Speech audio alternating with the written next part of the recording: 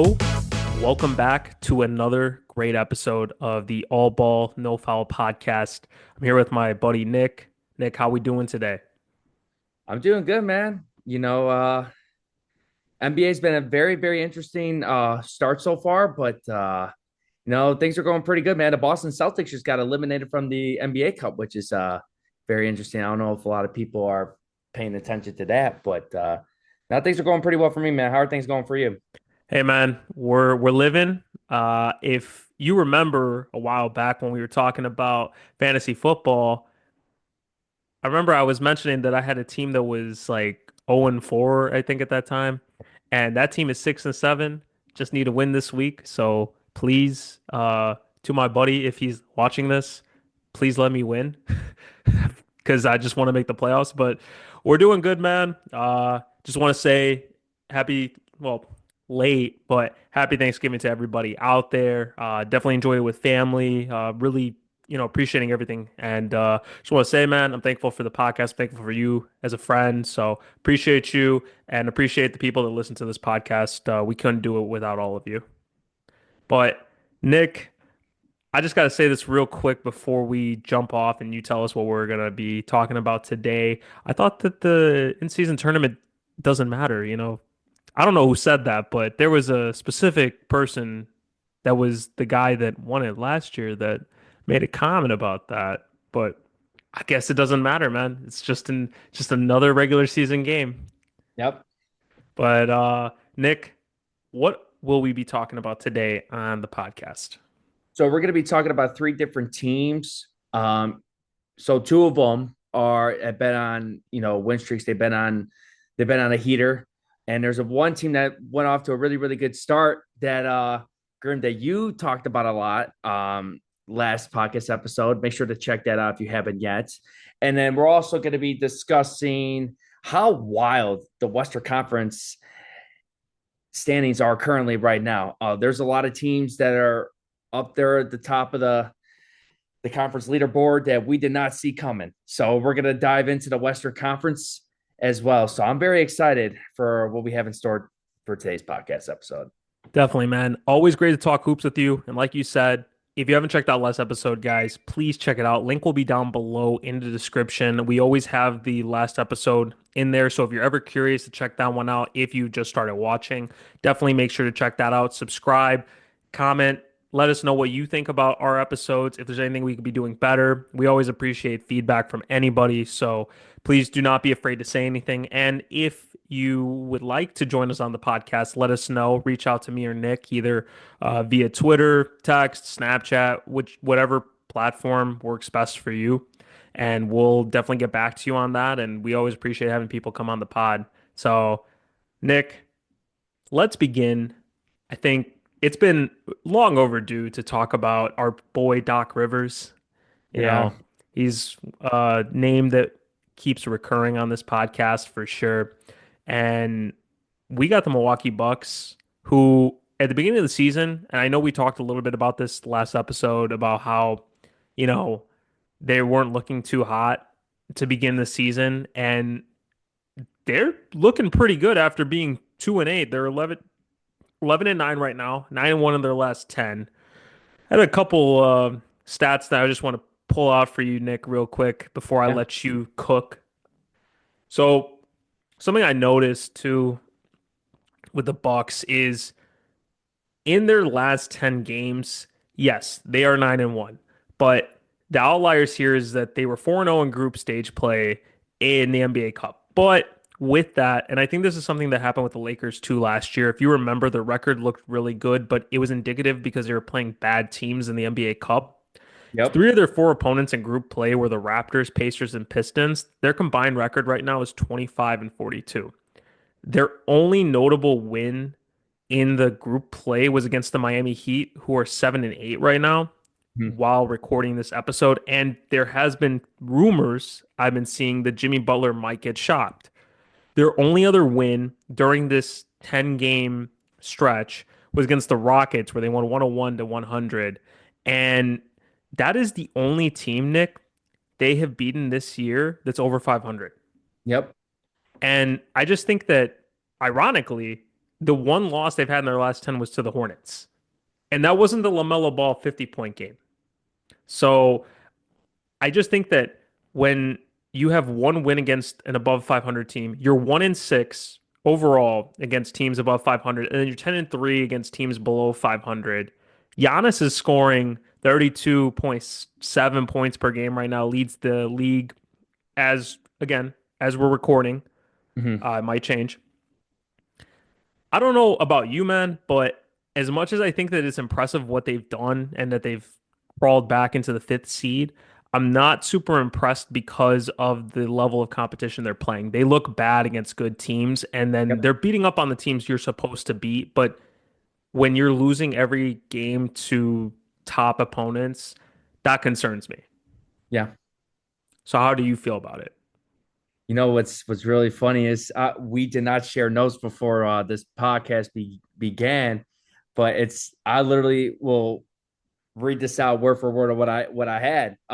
You have to take into consideration the teams that have been on their schedule. Their last 10 games, they played the Raptors, Detroit twice, the Hornets twice, the Bulls, Pacers, Heat, Wizards. Those are not really good teams. Like the Heat are under 500, just like you said, and there's talks of Jimmy Butler. I think Jimmy Butler is going to be gone before the end of the season. I don't think he's going to be with Miami that this whole season. And obviously they're 9-1 in the last 10 games. They're on a Hmm. current 7-game win streak. Last episode, they were almost dead at the bottom of the Eastern Conference. We were making fun of Doc Rivers. Now they seem to get it going. But just like you said, if you're going to be a good team in the NBA, you got to beat teams that you're supposed to beat at least. Yeah. To at least give yourself a chance to at least be 500, at least get into the playoffs or even the play in or what. Giannis is going off, just like you said. He's averaging over 32, under 12 rebounds per game, almost 7 assists per game. And he's shooting over 60% from the field. Now he's having a very, very impressive season. Damian Lillard is looking a lot better this year so far. Last season, he was really, really off. I think he's really figured out how to play with Giannis and how to be like a second fiddle. I think when you're like a star like Dame and you've been the go-to guy your whole career, then all of a sudden you have to take a back seat a little bit. I think it took him over a year to figure that out. And he's averaging just under 26 points per game. He's got a 4.5 rebounds per game, just under 8 assists a game. Damian Lillard's balling as well. This team is, 14th in the NBA in scoring, seventh in field goal percentage. They shoot good from two, and they shoot about 38% from three as a team. But I would say they don't rebound the ball so well. They're ranked 19th in the NBA. They're also 25th in assists, so they don't really get a lot of obviously assists on this team. A lot of it's like isolation basketball kind of stuff.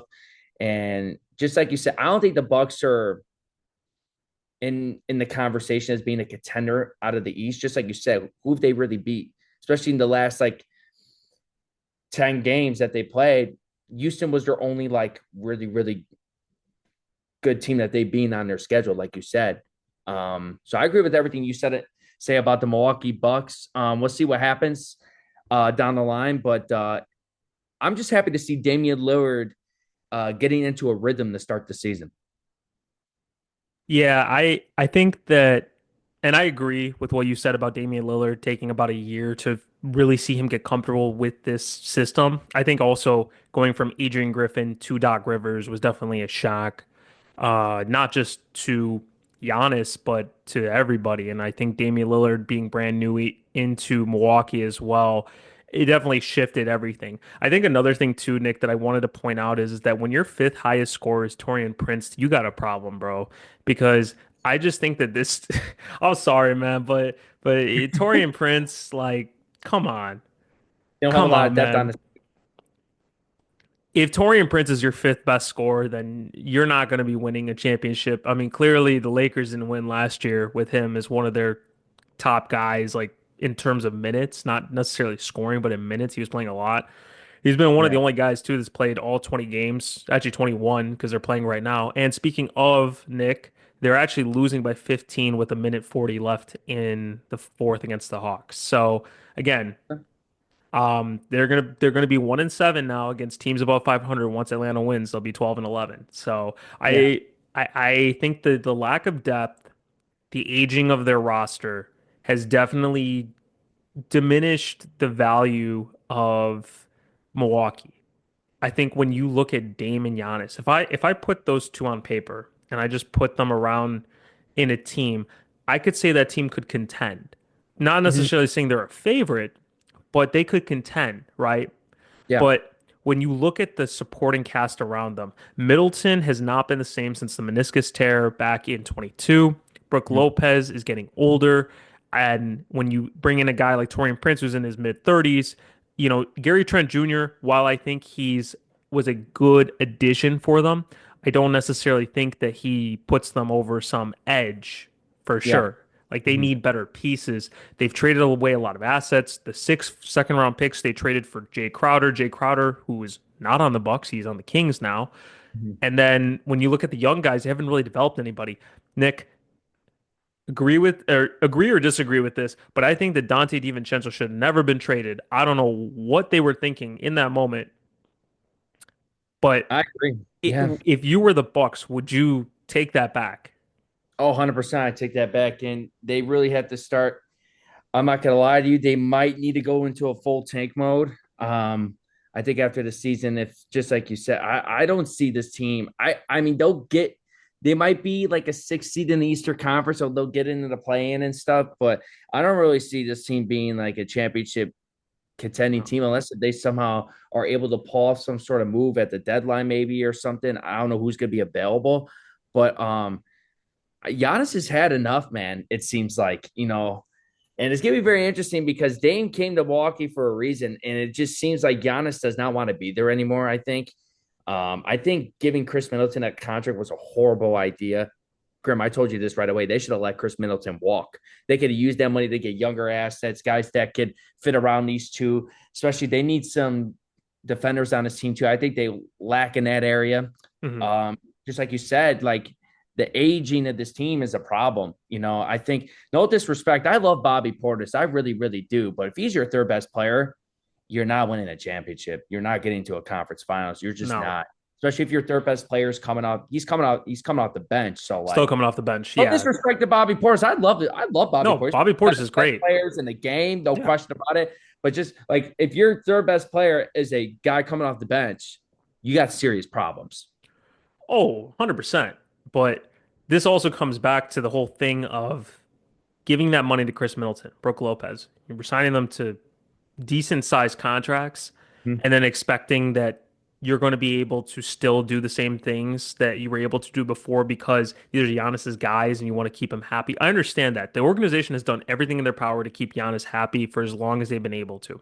Yep. When he was threatening about possibly leaving because he doesn't feel they were competitive enough, what did they go do? They traded for Drew Holiday and they ended up winning a championship after trading for Drew Holiday. Great, Yep. right?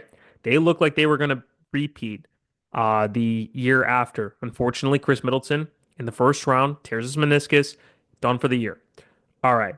So go back to the drawing board, right? Next season, obviously, that was not good what happened against Miami. We still, like, to this day, like, I am shocked that that happened, but you know what happened? Jimmy Butler just went nuclear on them. And then, Giannis wasn't happy again, man. And they go and trade for Dame, which we covered. We covered the trade. We said that, it was a good trade for Milwaukee because you upgrade the offensive side but you definitely downgraded the defensive side, and now you've given Boston the best perimeter defender in the NBA. Yep. And Boston still looks pretty good. I know they're not in the NBA Cup, but I don't think they uh, care about that anyway. So, no, because their focus is repeating, yep. and that team is really good. And you just see Milwaukee, and it's like star power versus depth, and Yep. they value the star power more than the depth at this point. And they're just thinking that guys that were doing it 3 years ago are going to still be the same guys 3 years later. And then you have a way different coach. Doc Rivers' philosophy is much different than Mike Budenholzer, and you can tell their defense is not good. I mean, Yep. granted, they're old, Yep. so. 100%. So yeah. Nick, to get to the next team, because we could talk about Milwaukee for a while. Like it's that conversation could keep going. Yep. Let's switch to the not the East, but the West, and let's talk about the Warriors' 5 game losing streak. Hmm. So before the 5 game losing streak, they were 12-3. We talked about this last episode. I said that Buddy Hield was one of the best free agent signings from the offseason just based on what he was doing. Yep. Now, I just pulled this up because I was curious based on, this losing streak and stuff. And yeah, I feel like Buddy Hield's really been the second best player for the Warriors next to Steph Hmm. for the most part. And in the last 10 games, he's only averaging 11, 2 rebounds, about an assist a game. And his 3-point percentage has kind of dipped. Yeah. Like when I look at this in the last 10 games, he's shot he shot below 40% in 5 of those games. And he's average like I just think that it's kind of scary to see how much, the three ball has affected the game. We've had this conversation off the podcast recently about, how Steph really has revolutionized the game, changed it. You really value the 3-point shot. And I think the Warriors, because of some of the teams they've beaten, I mean, when you look at the teams on their schedule that they've played so far, obviously beating the Mavericks in the group stage, beating the Grizzlies in the group stage, beating the Thunder, the Celtics, the Rockets. Um, you've beaten some good teams so far. And with the departure of Klay Thompson, not really knowing the future of what this team is going to be because they don't have enough necessarily right at this moment to win a championship. But if they make a move, there's a possibility, like the Paul George trade that was supposed to go down. Yep. Um, They should be happy that they didn't do that, by the way. yeah, because look Yeah, at how the 100%. Sixers are right now. I Yeah. mean, Not it's only that, crazy. he came and stay healthy, man. So it's good that the Warriors didn't do that. No, If you're gonna trade 100%. young assets, you gotta have someone that's reliable. 100%. Mhm. So their last 5 games, they lost to the Spurs, Nets, Thunder, Suns, and Nuggets. And I mean, it was a close game against the Nuggets, 119, 115. And I mean, no disrespect to the Warriors at all. I just don't really think that they have size. I think that's been our issue with them the last couple of years is when you play a team with size, you're going to lose usually because the team with size is usually going to win because they can't guard that guy. And I think that that's just always been an issue with the Warriors, no matter at least since the KD era. I feel like their Mhm. size has been an issue, and that's something that they have to figure out at some point. But I also think Jonathan Kuminga has been nowhere to be found. So he's been Oh another yeah, one. been But disappointing. He's I supposed want to to like hear I want to hear what you got to say about this though. no, yeah. I mean, just like you said, they went out to a hot start, 12-3. No one really saw that coming. I predicted this team to be seventh seed in the Western Conference this season. It's funny that they're actually seventh now because they've been on this 5-game losing streak. Yeah. Look at their schedule the next 5 games. It gets tough. They got to play the Rockets again. I know you mentioned that they beat them already, Hmm. but it's very interesting that they played the Timberwolves 3 times in the next 5 games. I understand the Timberwolves have been, struggling a little bit, but I think the Timberwolves eventually are going to figure this out, and they're definitely going to be a playoff team, no question about it. I think they're too talented to not be, especially if Anthony Edwards and Julius Randle are healthy. And then they got to go at Memphis, and Memphis is balling right now, man. They have been another surprising team as well in the West that we'll get into later in this episode. But Hmm. some good things about Golden State, I would say they got 5 players on a roster that are currently producing 10 or 10 plus more per game. Obviously, Curry, Buddy Hield. Buddy Hield's been on a cold stretch lately. Jonathan, obviously Kaminga, Wiggins, and Melton. I know Melton was injured. I don't know when he's coming back, He's but actually out for the rest of the year. I got okay, that alert on fantasy okay. I know about you. that, I know but he was yeah, injured. Okay. yeah. I mentioned this last episode that Curry is kind of regressing, and I'm starting to see it more and more. He's averaging under 23 per game. But he's averaging his regular rebounds and assists per game. He's averaging 5.6 rebounds per game, 6.6 assists. He's still shooting almost 42% for three, attempting 10 per game and 94.3% for the free throw line. When I say regressing, it's not him shooting the basketball. I think him being able to get to the cup, he's not able to get to the cup as easily as he used to. I think he's starting to slow down a little bit. That's what I mean by him regressing a little bit. Hmm.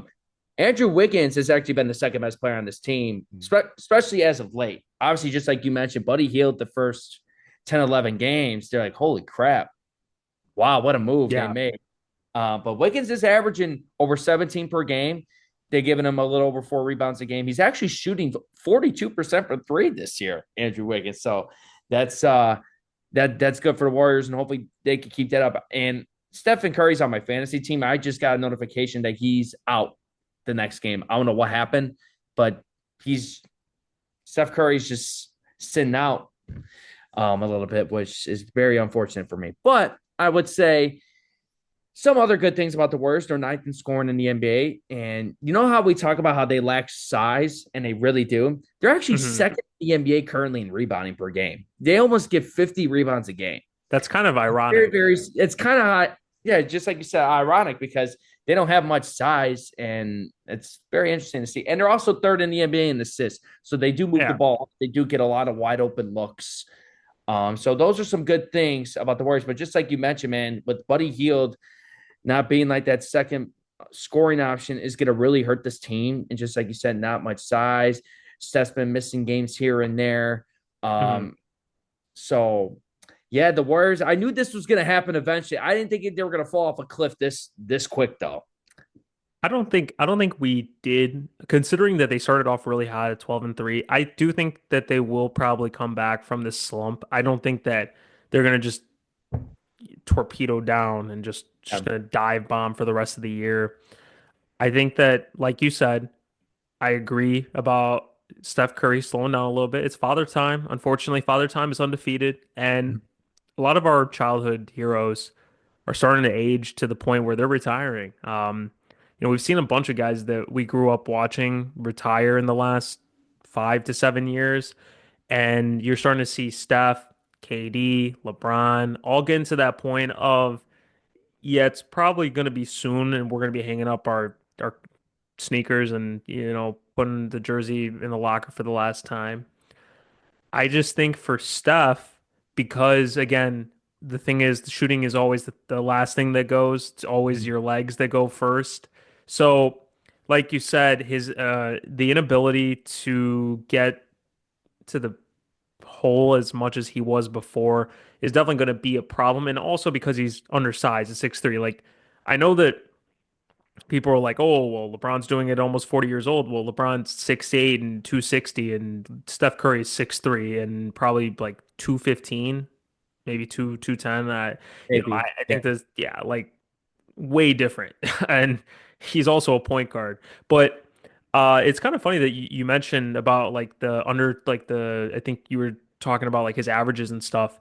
Um, in the game they lost to San Antonio, he played 32 minutes, only had 14 points. Mm-hmm. And when I think about it too, San Antonio has some young guards too, like Stephon Castle. Mm-hmm. I think he's going to be a really good player in this league. And I just think that Steph is, yeah, like Steph. Yeah, he's just kind of at that like point where it's like we're not sure when it's gonna start like really looking like he's old, but we might start seeing the signs of it a little bit more, like you said. And I'm actually surprised about Andrew Wiggins. I feel like the last year and a half he's been MIA in terms of his value and impact that he had during that 22 finals. And then once he had the whole hiatus that he had a personal matter that happened, just kind of was not, he hasn't been the same player since. Yeah. And I just think that for the Warriors, I know that what I said on the last podcast was I thought that they would be the second seed, and I was just basing it off of what I had seen so far. Obviously, you probably are going to be a little bit closer with the seventh seed. I think they could possibly still like sneak in and be a top six team. I think that they have enough shooting to do that.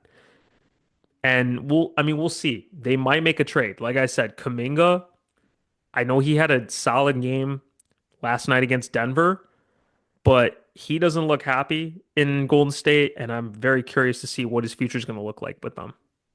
Yeah. It's gonna be interesting because I think the Pelicans are gonna, as one of those teams are gonna start dumping guys. Do the Warriors go after Brandon Ingram? Or Ooh, do it's they gonna be call Miami? Hey, what's the asking price for Jimmy Butler? Like, I feel like Golden State is going to make a move. They want to make these last years, whatever, how many years Steph Curry has left in his career. they want to be competitive. They don't want Steph to be a Warrior for life, but the last 3 4 years not being really competitive at all, kind of like Mhm. how it was for Kobe Bryant with the Lakers. Like those last few That's years, true. those teams were dog shit. You know Abysmal, what I'm bro. saying? Abysmal. So I think they don't want Yeah. to do that to Steph. So they're No, gonna do I everything hear they you. can to put the best product on the court, no matter what. Do you think if the Warriors, I'll ask this question before we move Mhm. on to the next team. Do you Yep. think that the Warriors, if they traded for, let's just say, Jimmy Butler, because that Okay. was one of the names you brought up, Mhm. where would you put them in terms of the West? And how far do you think they can go? Because Jimmy would be an interesting fit on the team, but I don't know if he necessarily puts them over some edge. I just No, don't feel like he's going to be that type of impact, but he could be. I could be totally wrong. that'll be an interesting pairing. Because he would be the three because you'll still have Buddy. Hmm. Uh, I would say I think they could crack the top six in the West. Hmm. It would just be interesting to see how many pieces they have to give up. Pat I would Riley ain't going to let him I go would for rather get cheap. Jimmy over Brandon Ingram. Brandon Ingram's injury prone. He gets hurt a lot. He's a good special talent though. He could like if he I feel like he still hasn't hit his peak yet. I think it's just because of all the nagging injuries he's Yeah. accumulated over his career that's been bugging him to reach that full potential. But I don't think they would be able to win a round. I think they'll just make it to the playoffs. They get bounced in the first round, as You I know, predict d- before the year started. thinking about this right now, I think one of the issues would be the spacing because Jimmy Butler is not necessarily a guy that's going to be shooting six, seven threes a game. Yeah. I feel like his that fit would be a little weird, but then again, I mean Draymond doesn't, but you don't want to Mhm. have two non-shooters on the court in the playoffs like that. Yeah. But I mean, he would be your best, he would be one of your best defenders for sure. Like he would 100%. be guarding the best guy. I just think that there's too many talented teams in the West. Like you said, they'll crack the playoffs, sure, but can they win a round? I just don't know if his impact is like that. I think that in Miami, it was a lot different because, again, you're playing in the East, weaker conference historically. And Jimmy was also just going on generational runs where he's the number one option. And he would be the number two Yeah. option in Golden State. I just don't know if that pairing with Steph makes sense. I mean, but it could. It could. We could be totally wrong, and Jimmy Butler just does it again and surprises all of us. Yeah. No, it would be very interesting actually how Jimmy Butler and Draymond Green would work together. That's the part that'd be very, very interesting to That's see. true. That's true. They're both hotheads, man. They're both So hotheads, so it'll be very interesting, especially if some point during the game, the other team's on like a 10-12-0 run or something. They call a timeout. Draymond's complaining about something. Jimmy Butler's always got something to say, and he doesn't of hold back. course. Would Draymond be able to handle that if Jimmy's got something to say about to Draymond? And another thing too, um, I still believe that they made a mistake getting rid of Jordan Poole. I think that could have been a guy that could have really ascended with Steph. Could have gotten a lot better. I understand the whole Draymond thing happened, but that's why me and you, I remember a couple years ago, we've been saying like they should have got rid of Draymond Green first out of the whole big three with Clay and them. But I don't know. What do you think about that? I just think Chris Paul just didn't really make an impact for this Warriors team that he was on the team for a year. Like you gave up a Mhm. guy that has even sniffed his prime over a guy that's like he's about to walk out. So I know we've talked about this before. I think with the Warriors in general, they've always chosen Draymond Green in every situation, and Yep. even Steve Kerr has, come to the defense of Draymond. But everybody just at a point gets tired of it. I Mhm. think if they could do it over again, yeah, you'd probably want to keep Jordan Poole over Draymond Green because ever since Draymond Green has not once, but twice costed you a player because he couldn't keep his mouth shut or he couldn't like hold himself back from doing something stupid. I Mhm. mean, when he was sitting on the bench, telling, Kevin Durant like to like shut the fuck up, Yeah. that's one thing. And then punching a player is a totally other thing. And I think that Jordan Poole, like you said, he hasn't even reached his prime, but he was playing his best hoops the year they won. And Yep. he was a big piece of why they won too, being a guy that came off the bench, providing bench scoring, which again, in this league is very valuable, especially when it comes to the playoffs. I know Jordan Poole is not a defender by any means, and he was a Oh, hmm late first round pick from Michigan. Great, like he worked his way into, got developed into the player he became when they won, and then just was a shell of himself after that because of the whole Draymond situation. Obviously, his game is still like he's a very skillful player, has a lot of offensive talent to himself, playing on a really bad Washington team. So we're not really seeing what he could become because you know, bro, it's Washington. They literally just went 0 and 14 in November. I think this is the second time in Yeah. NBA history that a team has gone, a month without winning a game or there was like some stat where like the Wizards have done this multiple times, and it's just for Jordan Poole right now. I mean, I'm sure he wishes that he could still be in Golden State, just no Draymond. Yeah. 100%. Yeah. So, yeah, there's a lot more we could say about that too. But I think that the best thing they could have done in that time was let Draymond Green walk if he wanted to, because he talked about how he could have gone to Memphis. Like, let him go to Memphis. If he really wants to do that, let him go. Yeah. And, keep Jordan Poole. See what happens. I get that Draymond's been part of your dynasty, but at that point, is it really worth keeping a player that continues to cause you to lose talented players like Kevin Durant? I mean, before we go again, I know we've said this already, but before we go, do you think that Kevin Durant leaves if Draymond doesn't open his mouth? You know, let's say he doesn't say that, they win.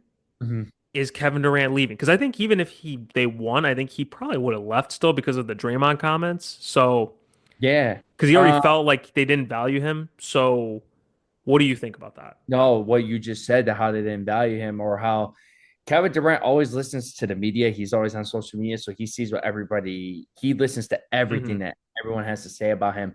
Um, I think he would have left eventually, but I think he could have been on the Warriors for at least another season. Yeah. Um, I think it's just because, like, oh, this is Steph's team. They won a championship before you even arrived here. They beat you. You jumped on the bandwagon. You haven't won with like it being like your own team, blah, blah, blah. So Kevin Durant was eventually going to leave. But I Yeah. think he made the biggest mistake in his career joining Kyrie in Brooklyn. But like, I understand why he did it though. Not just because of the whole Draymond thing. Like, as a fan, I'm just glad he left because the Warriors would have ruined Oh, the yeah. NBA for the No, I know, next at least 100%. 2 years after that. The only reason why they didn't beat Toronto is because Kevin Durant was hurt. Klay Thompson tore his ACL in Game 6. Game six. Yeah. Yeah, Game 6, and obviously besides Steph, when KD ain't out there, Klay wasn't that good in the finals really so much. No, They had no perimeter shooting. You saw they're doubling, triple teaming Steph. Nobody else was really a threat on the Warriors during those times. Like, I love it's true. Iguodala, but he couldn't shoot to save his life. Even though Yeah. he did knock down one big three to extend the series, but like, they just Yeah. didn't have Game enough two. firepower, right? Where Toronto, they were deep. That team was very, very deep. So yeah, I would say Kevin Durant would have stayed on the Warriors for at least another season, but he eventually would have left anyways. Yeah. I, it's one of those what if situations. But Yeah. again, I like to get back to the original point with that too, is just I feel like every time Draymond has done something that negatively impacted the team, it's costed them either a championship or a chance to be more relevant in the playoffs. And it just seems to be a repeating pattern. And Yeah. I mean, I don't think it's going to happen again, but if it did, then I would really say it's like, okay, if you've let him do it two times, you really think you're going to do it three times and be okay with it because you guys aren't winning championships anymore. No, they're not even close No. right now. Nick, we're going to take a quick break. We're going to come back. We're going to talk about the Magic. And then we're also going to talk about the Western Conference, what we felt so far, seeing everything. Obviously, teams that we would expect to be up at the top are not right now. Got a lot to dive in with that. Really excited to talk about that. So hang on, and we'll be right back. Welcome back to the second half of the ABNF podcast. Nick, before we left, we were talking about the what ifs with the Warriors, about Draymond, KD, Jordan Poole, all that good stuff, man. Nostalgia is always great to talk about, especially with basketball. And a team that I think that we talked some with last year. I think that we covered them a couple times, the Orlando Magic. Yes. They're looking really good this year, Nick. Hmm. We haven't really seen them be relevant since Dwight Howard was on Orlando. So, do you feel that them being 13 and 2 in their last 15, are they a legit team this year? I know that they were the fourth or no, fifth seed last year. Do you feel like Orlando could possibly, take another step in the right direction? I would say this. I am guaranteeing they'll at least win one playoff round. I think they at least get the Eastern Conference semifinals. Um, I mean, look what's going on with this team, man. They're 15 and 8 right now, third in the Eastern Conference. They had a 6 game winning streak that was just snapped over a loss to the Knicks last night, but they're 9 and 1 in their last 10 games. They're 12 and 4 in the East, so they're playing very, very well against teams in the Eastern Conference. And this is what Paolo Banchero's only played 5 games this season. Which is Paolo's nutty, still out right? for another 3, 4 weeks, I believe, too. But did you know this? The Magic this season have had multiple 6+ game winning streaks. So I this did not team know is that. going on multiple runs this year, and especially it's early in the year too. Let me say this, man. Franz Wagner deserves to be an all-star this year. Oh, He better be on yes. the all-star team this year. He's averaging just under 24. He's averaging 6 rebounds per game, 6 assists per game. The a big surprise to me this year, one of the most improving players I feel like is Jalen Suggs. We got to talk about Jalen Suggs, man. He's averaging over 15 a game, over 4 rebounds, just under 4 assists. He's shooting 93.4% for the free throw line. His 3 point shooting he was hot to start the year. Now he really has taken a dive. I think he's shooting like only like 32, 33% from three currently. But man, I like this Magic team. I like that they got KCP. I know he's not scoring a lot, but the veteran championship presence that he brings to this team, they got a lot of young talent. Paolo's eventually going to come back. I love their depth from the forward position. Their coach coaches them hard. I like their coach as well. I could definitely see the Magic at least get into the Eastern Conference semifinals. I think they win around. I wouldn't be surprised to see him in the conference finals. I mean, I think maybe depending on a matchup or something like that. But I do like this team a lot. What's very interesting though is they're off to a really, really good start despite not having Paolo Banchero, Mhm. but they're not really good statistically in a lot of categories. They're 26th in the NBA in scoring. They're 24th in the NBA in rebounding. They're 22nd in the NBA in field goal percentage. They're 21st in the NBA in assists. And this is going to be the problem going into the playoffs. Like we talk about a lot in the postseason. Postseason play is a lot different than regular season play. Teams slow down more. There's less possessions. Mhm. And, it's all about just being able to execute and take advantage of the mismatches. As of right now, despite having a really, really good record, the Magic as a team are not even shooting 32% from three. This reminds me of like the Knicks the last few seasons. Is you have a lot of talent, but Mhm. if you can't shoot the three ball, especially in today's NBA, you are not going to go deep. If they could clean that up, if they could get better, if they could shoot at least like 36 above, Mhm. this team is very, very dangerous if they could get to that from the 3 point line. But yeah, I do like the Magic overall, but they got to start hitting the three ball more. No, I mean, you're 100% right, Nick. When you're dead last in the NBA at 31.2% from three, you're not going to win a lot of playoff series. But then again, you know what this reminds me of? Just thinking about this right now, because their defensive rating is third in the NBA. Yep. And I remember last year they were a really good defensive team. It reminds me of the early 2010s Chicago Bulls, really good defensive teams, not great at shooting the three, especially when Kyle Korver left. They were really bad at shooting the three. I think Yeah. it really was only Mike Dunleavy that was the only guy that could hit a consistent three on the team. Another young team, you got some good talent and stuff. I'm not comparing it at all. It just reminds me of that. If you would you agree with that? I mean, how do you feel with that comparison? I mean, Oh, I do agree a lot with that. what would I say? I do like the comparison a lot. Just like you said, very good defensive team, a team that doesn't really hit the three ball a lot. Hmm. But the Magic, they got a bunch of they just got a bunch of solid players on this team, and also Wendell Carter was out too as well. He's just getting back into the lineup as well for this team. So despite dealing with these injuries Hmm. and not shooting the three ball well, I'm shocked that a team could be 15-8 in today's NBA despite losing their best player, a team that can't shoot the three really so much. But no, man, this play, just like you said, defense still wins championships, man. When you get down to the playoffs, you got to be able to defend. So they definitely have that down for sure. They gave the Cavaliers a run for their money in the first round of the playoffs last Yep. season. They lost in seven. It's good experience for all the young talent that they have, and they're coming back with a vengeance. So, yeah, man, I like this team overall. Looking forward to see the growth of a lot of their young talent. Paulo Banchero is a star. Franz Wagner is an all-star level player. Um, Sure wish we yeah, could man, have him on the they got a Bulls. bright future, man. Oh yeah, don't get me going with that. We traded that big ticket. But here's the thing: Hmm. we say that, but the Bulls organization and front office is so stupid. They They probably probably wouldn't wouldn't have even drafted take him. Franz Wagner. They probably weren't No, even looking at him probably would have as drafted as another a player, guy. anyways. Yeah. So I no, mean, I hear you on that. Yeah. to to be fair, we did draft Pat Williams like the year prior at fourth overall pick when you had Tyrese Halliburton still there, and Pat Williams was a sixth man on Florida State.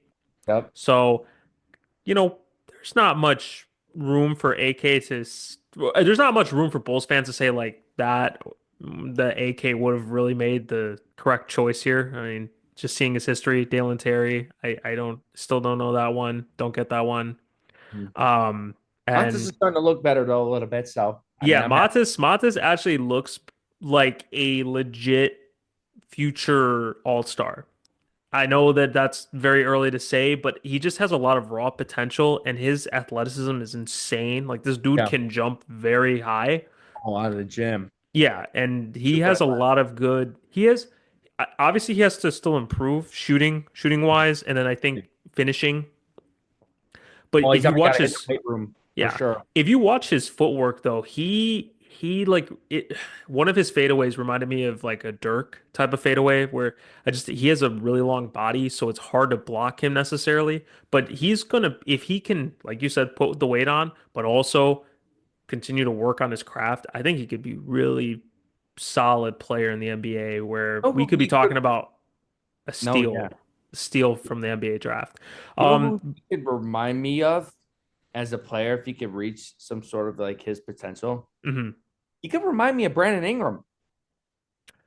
Yeah, the lanky Yeah. guy, able to shoot over most, doesn't necessarily blow you off the screen with anything. I do think I think I mean, I just don't remember BI even when he was younger like having super crazy athleticism, but he was always like a really good scorer even when he was playing on the Lakers the first time. Like he had like that ability to create shots.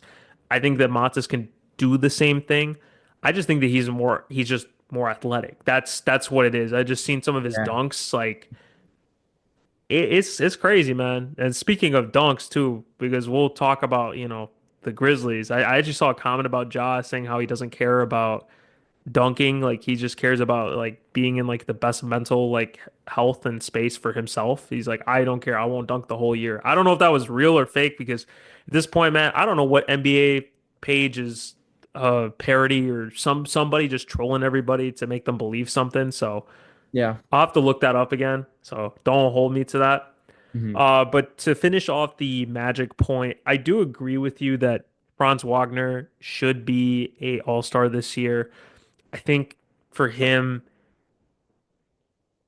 ever since he was drafted into the NBA, people knew he was going to be good. I just think that we haven't gotten a chance because as soon as he got drafted, the year after they draft Paolo Banchero. So I think that Paolo Banchero has been really the center point, and then Mhm. Franz Wagner has been that sidekick, like Batman to Robin. Robin right now is in control, and he's Yep. showing everybody what he can do.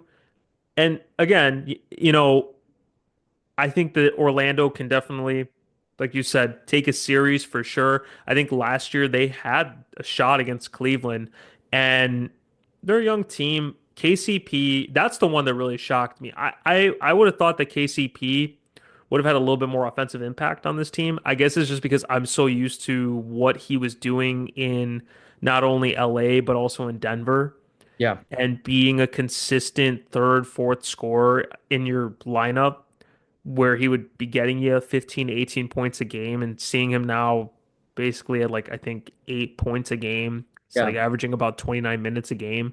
So it's just a little bit different for his role. But like you said, veteran presence, championship experience, winning two championships in the last 5 years. He has that pedigree to him, and that's something that some of these younger guys are going to need. I also thought it's interesting too. We've really seen the evolution of Orlando, if you think about it. I saw, I think either today or yesterday, that Alfred Payton, who was a top lottery pick by the Yeah. Magic, Mhm. he got cut from another team. I think it was the Pelicans had him. And I just think about a lot of guys that Orlando's had over the years and how most of these guys just don't pan out for them. Yeah. And then I think really the last couple of years, Jalen Suggs, Franz Wagner, Mo Wagner, Paulo Banchero, even Jonathan Isaac. I just think that unfortunately Jonathan Isaac has just been hurt Mhm. more often than not, but he's a really good defender. Cole Anthony was again, he was a late pick, but he's been a serviceable player for them. Obviously, bringing in Wendell Carter Jr. Like their core is really solid. Yeah. It's very balanced. They're Mhm. not necessarily great at anything, but they can win a lot of games. And in the NBA, that's the most important part, especially when you get into the playoffs. No, 100%. Yep.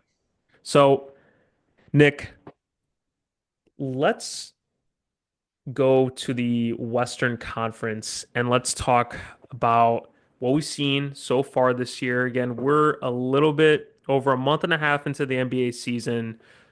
So we're kind of starting to get an idea of what we should be expecting with some teams. I really feel like the season doesn't start until closer to the trade deadline. I think that's when teams really start to go in that second gear. NFL season's over. We're not thinking about that anymore. We're just specifically focusing on basketball. Yep. So give me your thoughts so far. What is things that have really stood out to you this year that have been different from like the last 2 to 3 years? I feel like we've kind of seen the same pattern. I feel like this year it's been a little different because I feel like the teams that we expected to be good were good last year Mhm. and the year prior, but this year it's kind of been, besides OKC, it's kind of been a little different.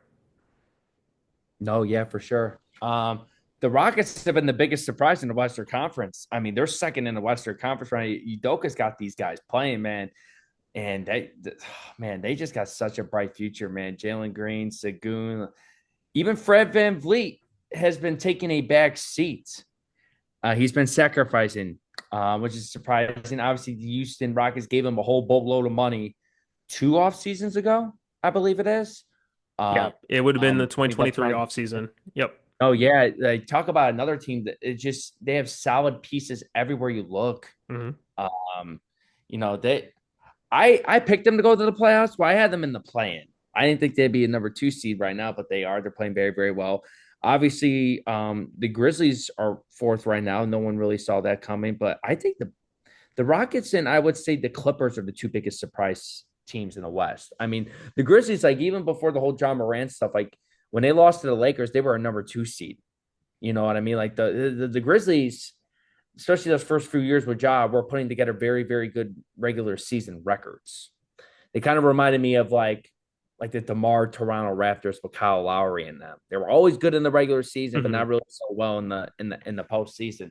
But the Clippers, James Harden, I don't know what's going on.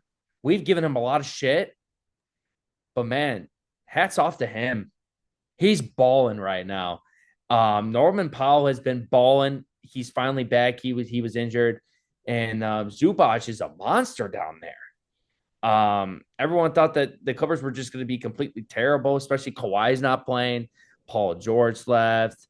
and they're like, yeah, this team's gonna be horrible. They're gonna be like a 12, 13 seed. Like they're nowhere gonna make the play-in even. And man, I don't know, man. The Clippers are off to a really, really good start right now, especially for because no one expected them to really do anything. Um, the teams that we had like in up there, like the Suns, Warriors, Nuggets, like they're all down there right now. The Mhm. Lakers are ninth, the Nuggets are eighth. The Suns are barely hanging on at six right now. Hey, your Spurs pick, look, they're looking good right now. They're playing 500-ish ball.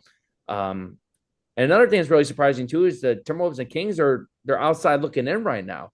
Both of those teams have really, really struggled. The I think the Kings are Kings. still trying to figure out the whole DeMar DeRozan pairing because they got a lot of talent in Sacramento. They Oh have too yeah. much talent in Sacramento to be like a 500-ish team. Like I think they're going to eventually get to figure that out. But once you implement somebody into your lineup that is a 20-point per game scorer in this sleep, when you already have like De'Aaron Fox, and you Mhm. already have bonus, your key Murray was descending. Like they have a lot of like good talent on that team, so they'll eventually figure it out.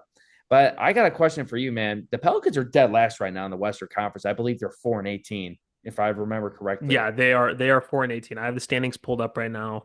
Just to, So yeah, so would you blow it up right now? Would you trade Ingram, trade Zion, trade DeJounte Murray? Like, would you just blow the whole thing up at this point? at this point, I would definitely trade both Zion Williamson, see what you can get for him. And then yeah, I think he's just kind of checked out mentally too. Uh, and also just I think both of the players that we're talking about right now are just injury prone. And for BI, he's just had injuries, but I feel with Zion again, I'm not a I'm not okay. I just want to be very clear of what I'm about to say right now. I am not saying that because you weigh more, like that's necessarily like, oh, I'm fat shaming you or something. But Zion just has not been able to control his weight. No, yeah. And that's been a problem since he got into the league. I mean, if you look at like, he's a big guy, Mhm. right? But the weight has been an issue. He doesn't condition very well. I mean, I saw a picture from a month or two ago where they compared him to like LeBron at 39 years old. LeBron looks in way better shape than Zion. Yeah. And I just think with Zion, we saw him at his healthiest last year, which is crazy. And the Pelicans made the playoffs. I know that he got injured in the playing game, Yep. I and I'm remember not that. going to blame that on weight. That was just a weird situation. I think that could have happened regardless if his weight was under control a little bit more. But he seemed to be in pretty good shape last year. And it just seems, again, another year where I don't think Zion takes the conditioning as serious as he should be. And Mhm. this is where it, again, becomes an issue. He's off the court. He's not playing. When are we going to see Zion back in? I don't know, man. He's really talented, but could we possibly be labeling him as a bust? I mean, just because of all the surrounding hype around him in 2019, playing 1 year at Duke, obviously, like he was the best player in the country. He had a lot of potential going Yeah. into the NBA. Do you feel that he has just kind of, well, I think we all can agree, like he has not lived up to the hype. Yeah. But because when he's been healthy, he actually has been really good. Can you label him a bust because of just how he's not been able to deliver? That I can't label him as a bust because of just what you just said is Hmm. like he when he's on the floor, he is producing. It's not like it was like a Greg Odom situation or like Jahlil Okafor was another one that got picked like third overall. That was a bust like in recent um years. But um I can't label him as a bust, but I would say he's just been a major disappointment because of the hype around him, you know. The word the word bust is Okay, it's that's overused. like I agree. Kwame Brown Yeah. type of stuff. That's like Zion is not that. He's a Okay. he can ball, but he's Yeah, just no, been for sure. because of his injuries. Just like you say, he hasn't been able to like maintain his weight. His conditioning has always been an issue. Hmm. Um, we have to start talking about now. Like I understand like the whole hype around him, but certain guys were right. Like they should have drafted John Moran number one overall. Hindsight's 2020, right? We Yeah. always, when we look back at it 5 years later, we always say like, oh, well, if you'd done this, then this situation would have happened, right? And I think the crazy part, Nick, is that in his career, he's only played 190 games Mhm. through 6 seasons. Well, if you want to not count the 6 games he's played this year, through 5 seasons, he's only played 184 games. And if I Yeah. just take that real quick, we're going to do a little bit of math, right now. That means that he's averaged about 37 games in his first 5 years. He actually didn't play in 21, 22, and Mhm. then he's only played 60 plus games twice. And his best season was last year. He played 70 games last year. Yeah. And right now, we're through 22 games. He's only played 6 games this year. I guess you're right in terms of we can't call him a bust because a bust would be a Kwame Brown. I only think of it in this way because I just think about when we see these guys that don't live up to their potential, a Mhm. lot of times we've always just labeled them as that. I just think like you said, it's disappointing for sure because we know what he can be because we've seen it. It's not like he never showed us this. Yeah. He could go down as one of the biggest disappointments in NBA history. I can't really think of another guy because Greg Oden was the foot, and we just never really saw him because that's just kind of an issue you can't control. But conditioning is another thing in general. Like that's something you can control. Do you 100%. think do you think if he conditioned himself better, he would have less injury problems? Or do you think, I guess I didn't even ask you that question to begin with. Let me ask you this better. Do you think that most of these injuries are related to his weight and conditioning, or do you think he actually has like just debilitating health problems where it's just he was going to have this regardless of what he did? I think it's both. I think well the if you're like especially if you play a sport that you're running up and down Hmm. constantly, if you're not in shape, eventually you're just gonna get injured, or you know what I mean? And if you're not Mm. eating healthy, he's clearly not eating healthy. No, Uh, the Pelicans should have paid for a chef. They should have demanded Zion to never order any takeout, never let him. don't get Uh, some beignets, man. yeah, I mean, especially where he's living in, like you could definitely eat a lot of amazing food out there. Oh There's no yeah. question about Oh that. man, New Orleans gotta have Yeah, fire food. I want to try it. So. I never been to New Orleans. I definitely wanna go and check that out and stuff. But I mean, no, that is a really good question. But yeah, I could see it being both for sure.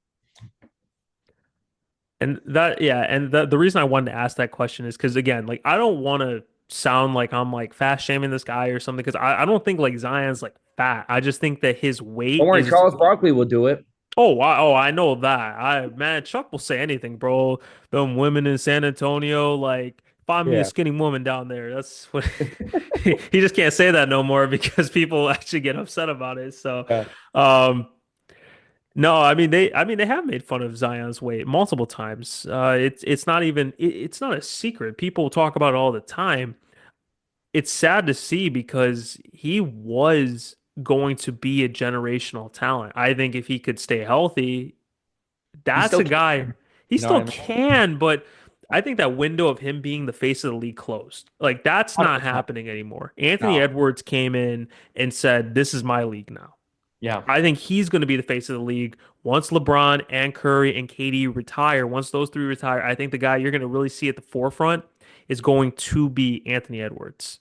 Yeah. But Zion could have been that because, again, I feel like we keep trying to do this whole thing. Who's going to be the next Tom Brady, Patrick Mahomes, LeBron James, Michael Jordan? We always keep saying, like, this is going to be the next guy. It's going to be the next guy. They said this about Ben Simmons. That didn't happen. No, They said that definitely about not. Zion. It's not happening because Zion can't stay healthy. I know that this is probably going to be Ant's league because he's the one guy that has lived up to that number one draft pick in terms of just skill set. He hasn't won anything yet, but a lot of guys don't win until they're about 27, 28 years old. It's just been a proven fact over and over again in the league. We've been seeing that for years. Yeah. Um, Man, I feel like there are just some players when we talk on this pod, we just can like cook them and just keep talking about them the whole time. So to get a little bit back on track, something that you mentioned about was the Kings trying to figure it out, when you're inserting a 20 point per game score in DeMar DeRozan. This is something that I know that we definitely did talk about with Mhm. the DeMar sign and trade, how we felt about it.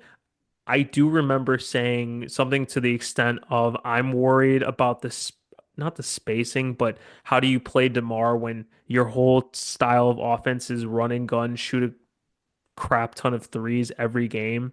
How do Yeah. you insert a guy that likes to slow down the game, play the mid range, really get to his spots, back people down, hold the ball for 15 to 17 seconds on the shot clock? Like that just isn't Sacramento's game. Yeah. I'm also just kind of surprised because De'Aaron Fox, it's not like he's having a solid year. Like he's Oh yeah. playing really good. Mhm. And I'm just surprised with their record. But then again, the West is very competitive. And when you look at the standings, I mean, it's not really that much out of reach. They're about 3 games back from being the 7th seed. So it's not like, oh man, they're totally like that far back. But just based on like on paper, when you look at that team, you would think that like you think that they would be better. But we could say the same thing about the Sixers. That's a whole different story. Yeah. No, One 100%. one more thing that I did want to bring up real quick before I give it back to you is the Clippers one. I really think that this Clippers team is defying everything that we would want to believe because when you look at the team on paper, you know, you're having guys like Chris Dunn, Amir Coffey, Derek Jones Jr., Mo Mhm. Bamba, Kai Jones, Kevin Porter Jr. Like I'm these are like a lot of these guys, they've been bounced around the league. I'll say outside of Derek Jones, he just came from the Mavs last year, had a really good year. But I'm just reading off some of these players.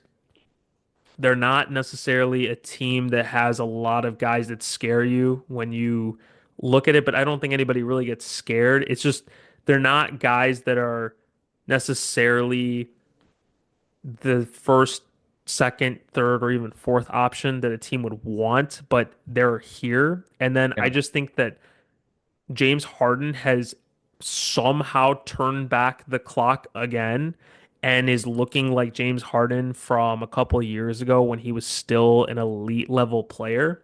Yep. Now, I don't know if he can do that for a full season, but he's been looking good so far at 34 years old.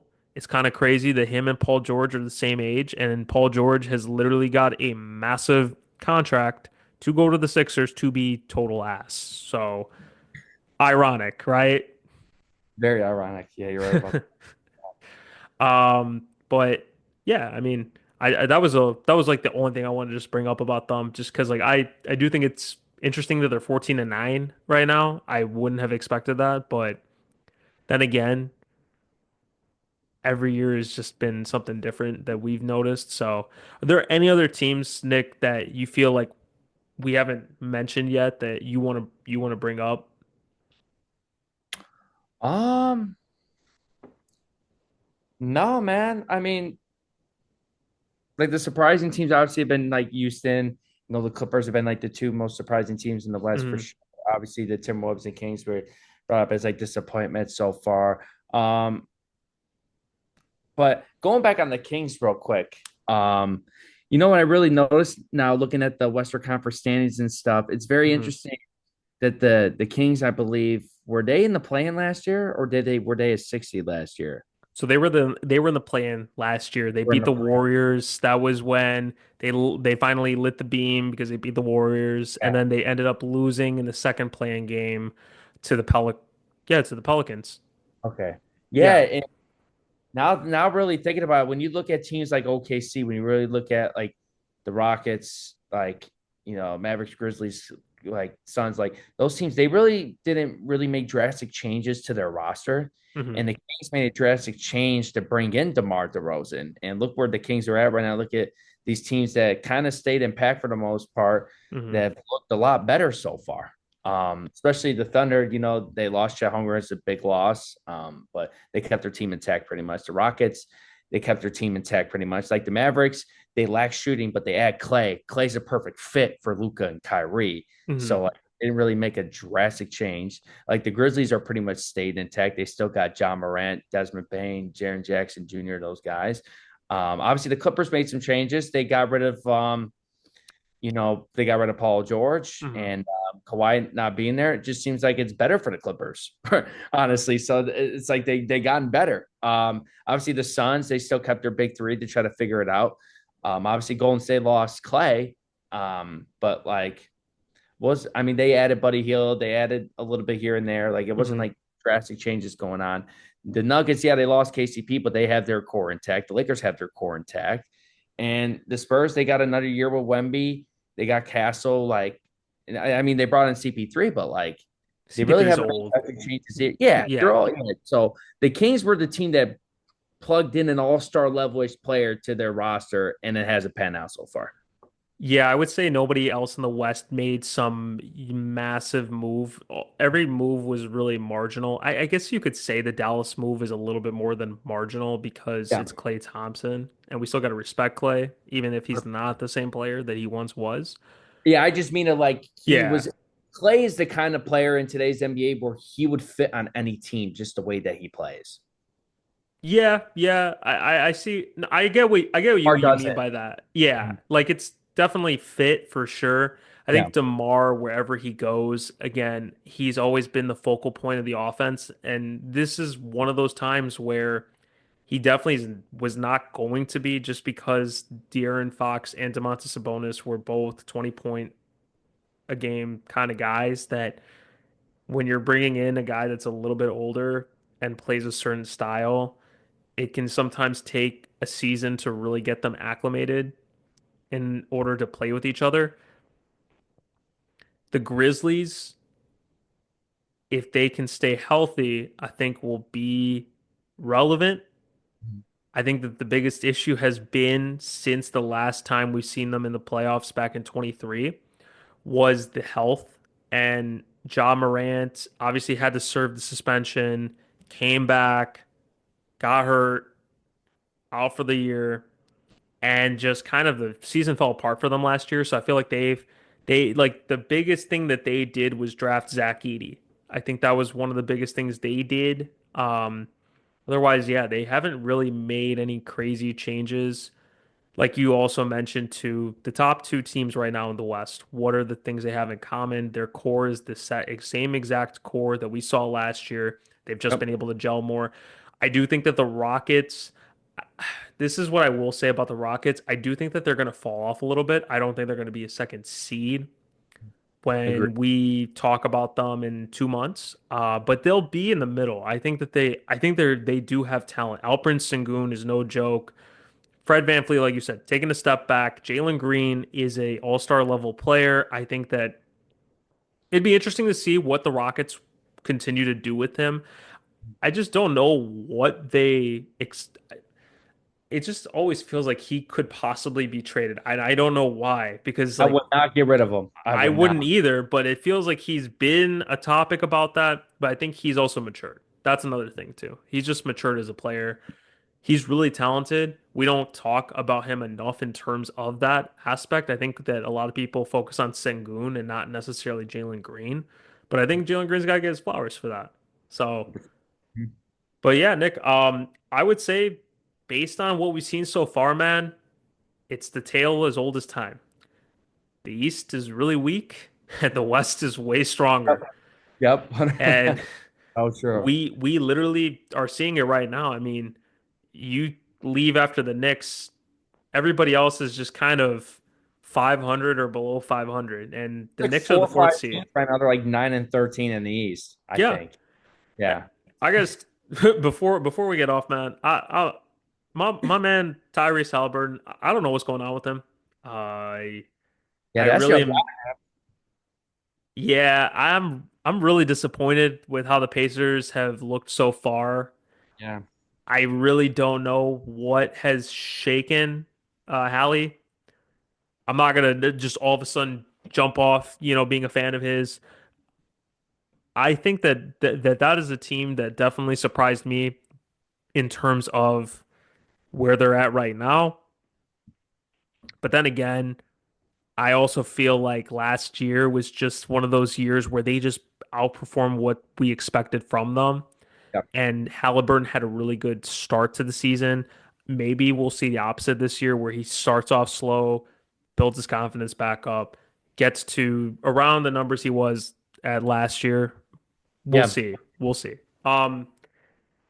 Any predictions before we end the pod, Nick? Especially about for the next couple of weeks or something that you think could happen by the trade deadline? Ooh. Wow, that's interesting. I think the Thunder are going to make a move at some point. I don't know what it is, but I think they're going to make it. I think Sam Presti's going to actually go for it this year. I think he's going to actually make a trade by the deadline, make a move, get somebody. Mhm. And I'm still going with them to win the NBA championship. I've stood by that. I'm sticking with my pick. I think the Oklahoma City Thunder are still going to win the NBA Finals this year. I think they're going to win the championship. All right. I mean, hey man, I'm right behind you on that. I do hope that OKC can win. I think we've been talking about them for a long time now. I think that they have enough to do something to get there. I will be very curious to see if Sam Presti tries to trade for another big or if it'll be more of a complimentary score to Jalen Williams and SGA. Let me say this real quick. I know he was just traded onto this team this Mhm. offseason. DeJounte Murray, plug him in with the Thunder. They're coming out of the West for sure. Man, I mean, it could be a fire sale in New Orleans, Like you bro, the said, a way good it's going. complementary piece. He plays both sides. He doesn't really demand the ball so much. He's a great on-ball defender. The Thunder are loaded with on-ball defenders. You know what I'm saying? So, Yeah, oh, like, I yeah. think he just fit perfectly on this team. He's already been used to playing like the second fiddle. Obviously, in Atlanta with Trey Young, he would have no issues doing that with Shea Gilgeous-Alexander. I think just I still believe the Thunder are a piece away, even though I am picking them to win the NBA championship. But I just have the confidence that Sam Presti actually knows that okay, this team can really win the championship if I make a move or two. I don't know what kind of move he is able to make. Just like you said, it's either going to be another big or a complimentary piece at the guard spot. I Mhm. think DeJounte Murray would just be a perfect fit with Shea. I think that DeJounte Murray would be an interesting fit for sure on OKC. I'm just curious to see who's gonna not play then, because you mentioned, man, they have a lot of on-ball guards already. You just traded for Alex Caruso in the offseason. I know he's hurt right now. Still waiting for him to come back. Jalen Williams has been, again, I think one of your best players. Obviously, they're not going to say him, but it'd be interesting because you got Lou Dort, you got Aaron Wiggins, you got, They got guys to get rid yeah, of that a lot of teams would be interested in too. That's why, like yeah. Sam Presti Who are has they to gonna see. trade and how many draft picks are they gonna have to give? Because that's another question too. Because New Orleans is because David Griffin wants assets and he will get his assets back in return for a guy like DeJounte. Especially especially right now Give if up they're two gonna firsts. fire Not too sale. long Yeah. And Sam Presti's got a war chest of draft picks. So homie can give up a couple. Um ago. but Nick, I just want to say, man, great to always talk basketball with you. Guys, if you have not already, please subscribe to the podcast, share our YouTube page and our Twitter page, and continue to look out for more content from us. And for Nick and for myself, this has been All Ball, No Foul. Thank you. Have a good rest of your night, and we will talk to you soon.